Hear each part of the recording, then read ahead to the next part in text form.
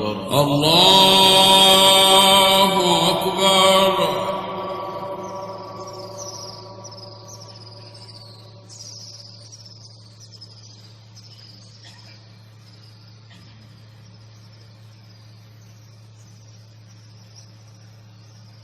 الحمد لله رب العالمين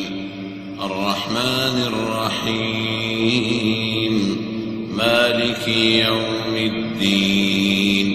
إياك نعبد وإياك نستعين اهدنا الصراط المستقيم صراط الذين أنعمت عليهم غير المغضوب عليهم ولا الضالين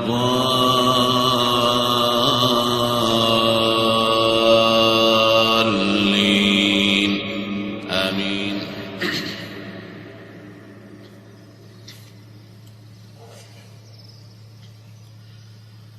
وقال الذين كفروا لرسلهم لنخرجنكم من أرضنا أو لتعودن في ملتنا فأوحى إليهم ربهم لنهلكن الظالمين ولنسكننكم الأرض من بعدهم ذلك لمن خاف مقامي وخاف وعيد واستفتحوا وخاب كل جبار عنيد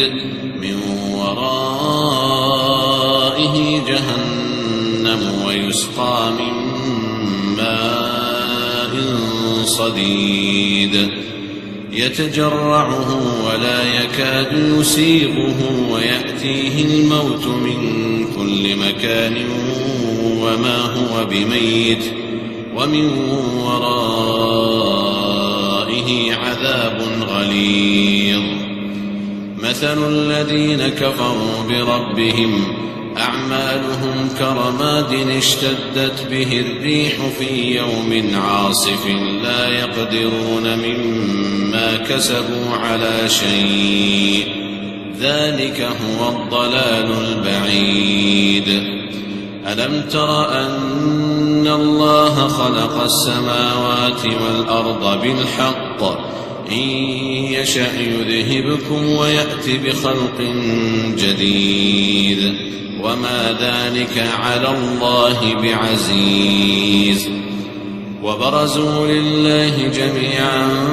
فقال الضعفاء للذين استكبروا إنا كنا لكم تبعا فهل أنتم مغنون عنا من عذاب الله من شيء قالوا لو هدانا الله لهديناكم سواء علينا أجزعنا أم صبرنا ما لنا من محيص.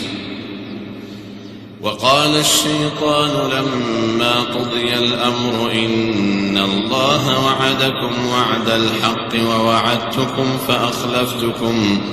وما كان لي عليكم من سلطان إلا أن دعوتكم فاستجبتم لي فلا تلوموني ولوموا أنفسكم ما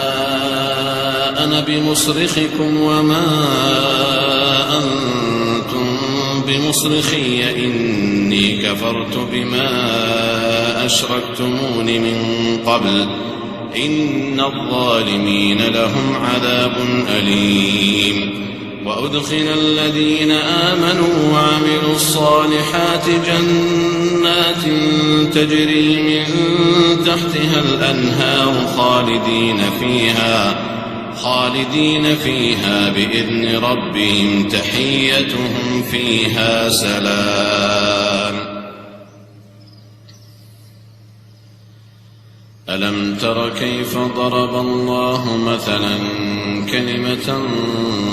طيبة كشجرة طيبة أصلها ثابت وفرعها في السماء تؤتي أكلها كل حين بإذن ربها ويضرب الله الأمثال للناس لعلهم يتذكرون ومثل كلمة خبيثة كشجرة خبيثة اجتثت من فوق الأرض ما لها من قرار يثبت الله الذين آمنوا بالقول الثابت في الحياة الدنيا وفي الآخرة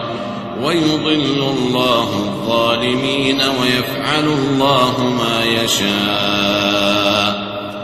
ألم تر إلى الذين بدلوا نعمة الله كفرا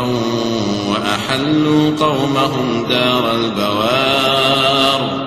جهنم يصلونها وبئس القرار